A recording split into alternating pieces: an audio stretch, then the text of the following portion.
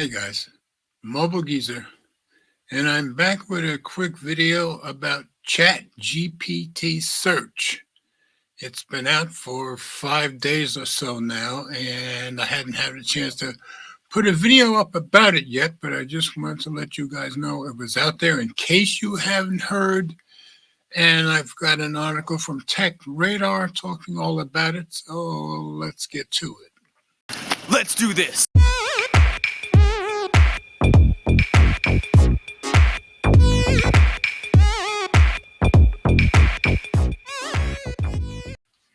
So here's the article from Tech Radar. It was published November 1st.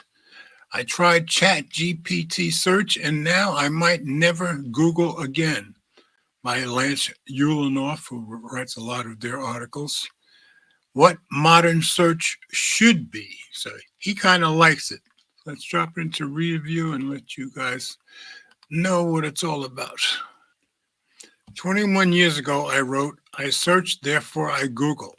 It's something I could arguably still write today, along with the billions of others who start their day with a query dropped into the Google homepage, or more likely, their address bar where Google is casually seated. That's me also. All that could change, though, and now, after using ChatGPT Search, I wonder if a half a decade from now, I'll write, I search, therefore I chat GPT. OpenAI's ChatGPT has already had an incredible run as one of the first generative AI platforms everyone knows about, if not uses.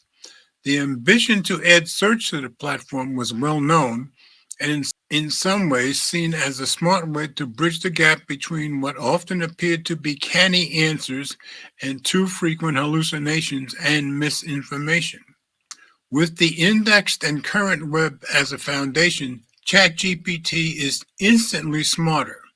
The allure of a generative AI search engine is the conversational nature and the ability to maintain context without restating the initial query. That's true. Discovery is more of an interactive exploration. When OpenAI announced its plans to introduce Search GPT, what became ChatGPT Search, I signed up for early access. As a result, even though I have a free ChatGPT account, I get access to ChatGPT 4.0 with integrated search. It's a pretty subtle integration. You access search by selecting the globe in the prompt box. Once you do that, you're in ChatGPT Search until you turn it off. With the exception of awareness, ChatGPT searches all the things early Google was before it started monetizing our eyeballs. Modern Google search now carries so much water for all of Google's other products and services and its voracious need for revenue that it's unrecognizable from the search engine I loved in 2003. Generative AI in the form of the ChatGPT 4.0 model is the not-so-secret sauce and is what makes this search seem almost aware and able to synthesize disparate information into cohesive text that makes sense. It's also how it keeps track of the conversation so that subsequent searches continue the discovery thread instead of forcing you to restate it. Yeah, that's the beauty of it. Throughout my experience, I kept looking for any of ChatGPT's signature errors and hallucinations. After all, OpenAI still makes it clear with the label at the bottom of the page that ChatGPT can make mistakes. Perhaps we can attribute the accuracy to ChatGPT Search not relying solely on its ability to guess at what word should come next, a key component of large language models.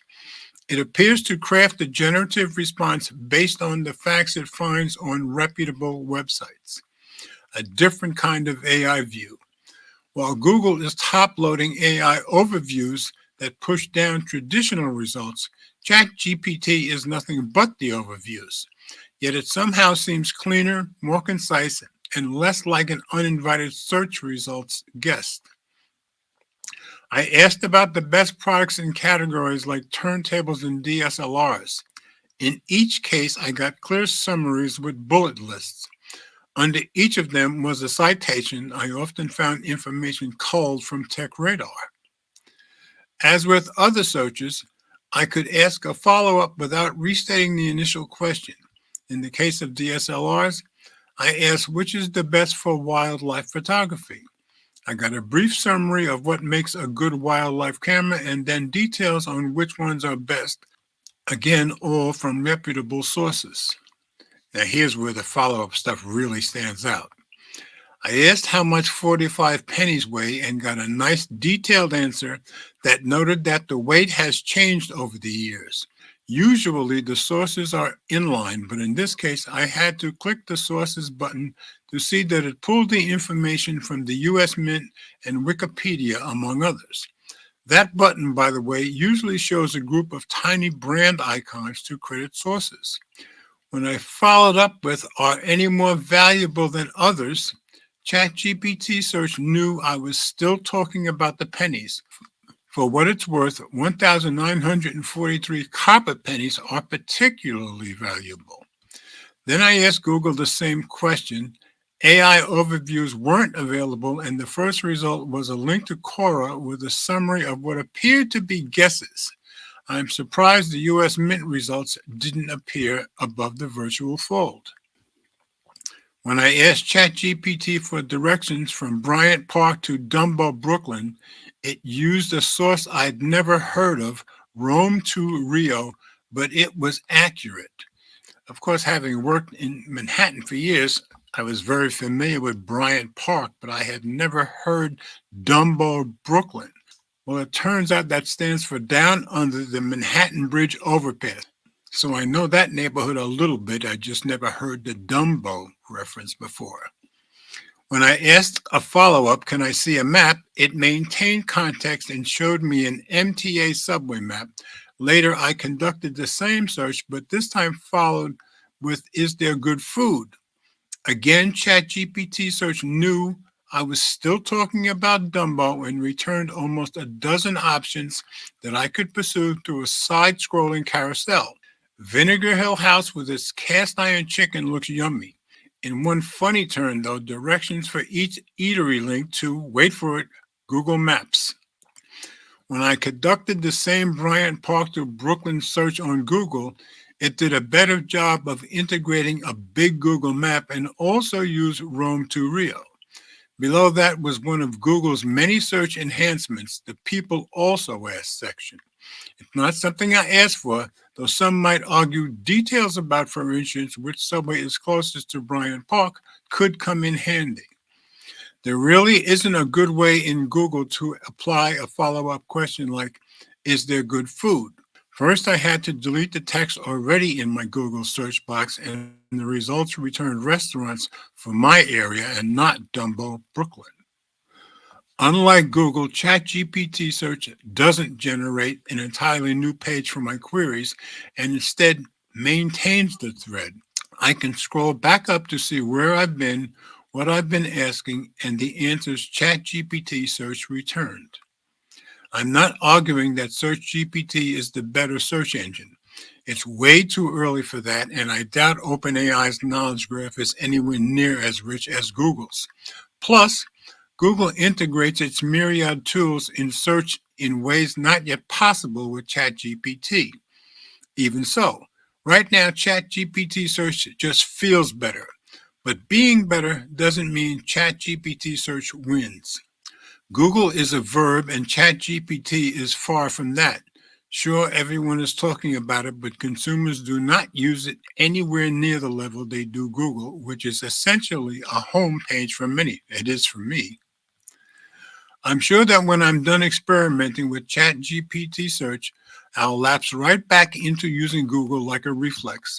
Unless, of course, I install the Chrome extension that could make ChatGPT my browser's new default search engine. Now, that would be interesting and probably a significant concern for Team Google. Yeah, I'm guessing Google is not feeling threatened by this as yet, but still an interesting article, and obviously he's very pleased with the results that he got. So I just wanted to make my first video about ChatGPT Search, and if you guys hadn't heard of it, to make sure you guys know about it from me. As always, comments are welcome. Thanks for watching. And remember, if you like my content, please share the videos with friends, family, or whomever you think might be interested. Subscribe if you haven't already done so, and be sure to click the notification bell so you don't miss any future videos that I upload. And please hit the thumbs up, as it does help with the algorithm. So there's one other thing. We all do better when we love each other.